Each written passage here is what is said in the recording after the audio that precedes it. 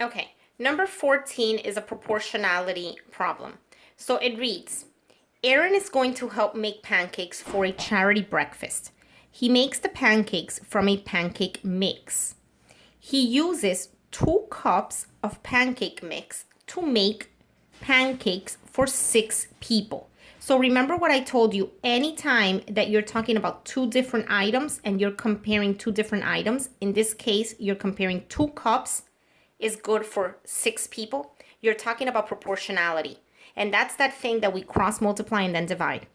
So let's look at part A. Part A says, if Aaron uses 5 cups of pancake mix, how many people can he feed with the pancakes he makes? Okay, be sure to show your work. All right, so let's look at what we already know. Let's look at the information that the problem is giving us. So it's telling us that he uses 2 cups, so 2 cups of pancake mix, okay, will serve 6 people. That will be good for 6 people.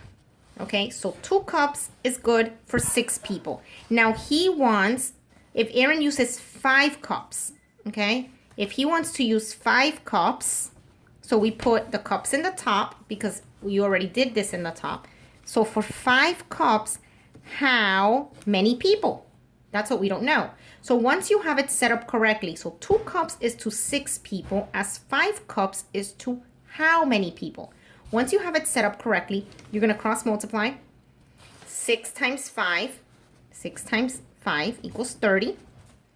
Once you have that, then the one you have left over, you're going to divide. 30 divided by 2 is 15. So your answer is 15. Okay, 15 people. All right, so 2 cups is good enough to make pancakes for 6 people, as 5 cups is good enough to make pancakes for 15 people. And that's your answer. Okay, now part B. Part B says, if Aaron wants to feed 20 people, what is the minimum amount of pancake mix he will need? Be sure to show your work.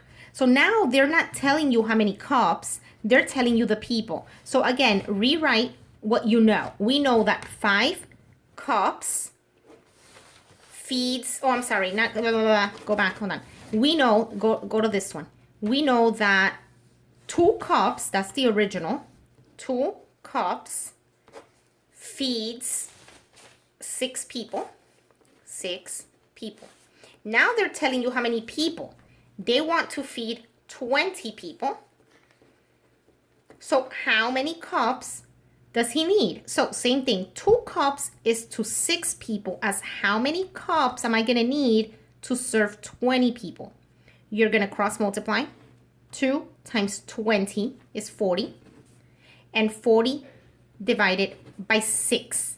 Okay? Now, remember, 40 divided by 6, you could either do it in your calculator or go ahead and do it the long way. 6 goes into 4, no. The 6 go into 40, yes. 6 times 6 is 36. Subtract, bring down a 0. The 6 going is 6.666. Now, you don't put that he's going to need 6.666 cups. You're going to round it up, because you're not going to do pancakes and just put 6 and exactly 0.666. No, you're going to need 7 cups. So you'll make a little bit more pancake mix, okay? Because the question says, how many people can he feed with the pancake? I'm sorry. What is the minimum amount to be able to feed? Well, you can't use 6 cups because you're going to be a little short. So the minimum you can use is 7 cups. Go ahead and round it, okay? Because they want it in cups. They don't want like cups and teaspoons or anything like that. So you're gonna need 7 cups. So round up. All right, let's go to number 15. 15 is pretty easy. I don't know if when you do the real FSA, they'll allow you to use a calculator for something like this one, but you shouldn't have to. All right, so let's look at this. On Friday night, Lauren played 5 rounds of a computer game. By the end of the 5 rounds, the sum, so when you add all of them, of her points from each round totaled 0. So one of these has to equal 0. which set of integers could represent her scores from each round. So these are rounds of games. So at first she made plus 13, then she did plus 5, and then she went down. What I do in something like this is that I group them. I grab all the positives together. So in this instant, a positive 13 and a positive 5 is positive 18. And then I get all my negatives. And I look at 9 and 7 is 16, and 2 is 18, so that's negative 18. So a positive 18 minus 18 is 0. So the answer is A. But I don't want you just to be comfortable with that. Even on the FSA, I want you to check them all, just in case that you made a mistake. So let's do number B really quick, letter B. 12 and 6, I'm getting my positives first. 12 and 6 is 18. Now I'm getting all my negatives. 12 and 6 is 18, and another 2 is 20. So those are negative 20. 18 minus 20 is negative 2. So that's not it. C, I do my positives. 11 and 2 is 12. I do my negatives. 7 and 6 is 13, and 4 is 17. 12 minus 17 is negative 5. That's not it. D, 10 and 3 is 13. I do my negatives. 9 and 7 is 15. 13 and then 0, which is nothing. 13 minus 15 equals negative 2. So that's not it. So my only option is A. Okay, so that's your answer. All right, number 16. Guys, I'm going fast on the ones that I feel are pretty easy for you.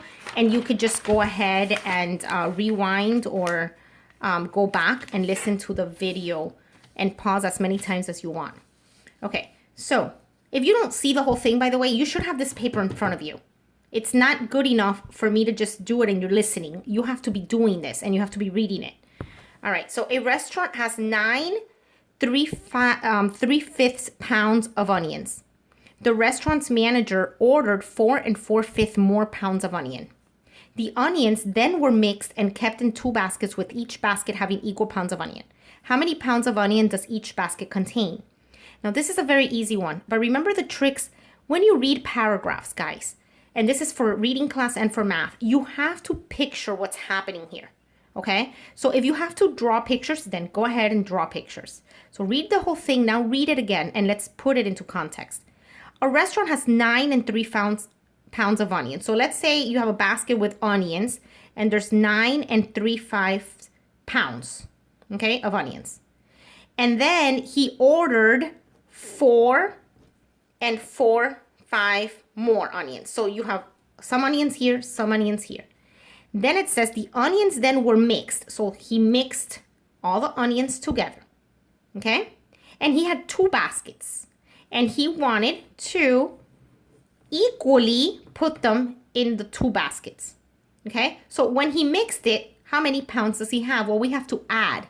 So you have 9 3/5 and 4 4/5. Now, this is easy because you have common denominators. So, fantastic. That's super, super easy. So, the denominator is 5. So, just bring that down. Add your numerators, which is 3 and 4, which is 7. And add your whole numbers, 9 and 4, which is 13. Now, wait a second. Right here, this fraction right here is an improper fraction. Okay, the numerator is bigger than the denominator. So let's make this into a mixed number, which is 7/5. 5 goes into 7 one time. 1 times 5 is 5.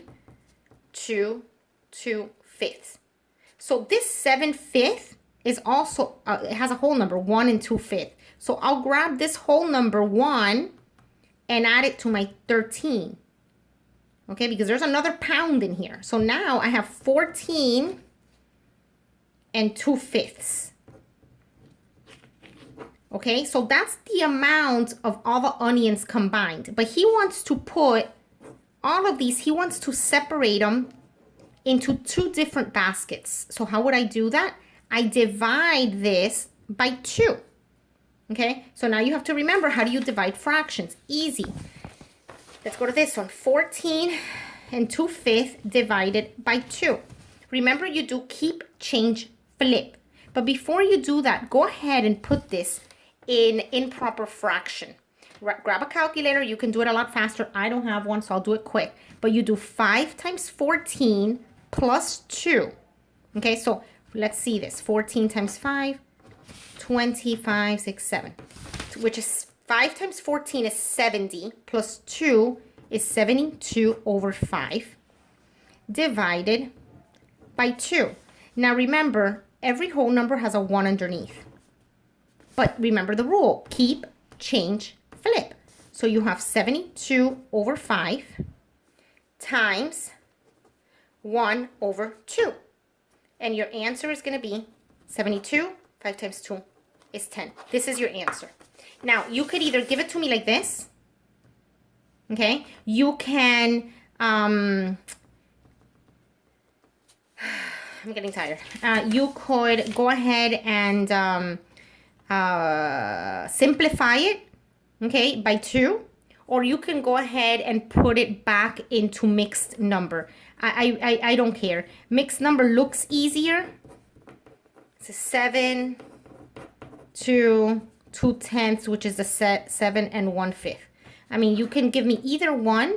It's going to be fine. In the real FSA, you should put it in the computer like this, because you're going to have to enter it 72, the little slash, which means like the fraction line, over 10. That's how you enter it in the real FSA. Okay, but either answer is the same thing, and I'll give you credit for it. All right, that's number 16. Let's go to number 17. Okay, I have a feeling I'm going to have to do another video. Okay, guys, video number 3, because this one, it's a little long. All right, bye.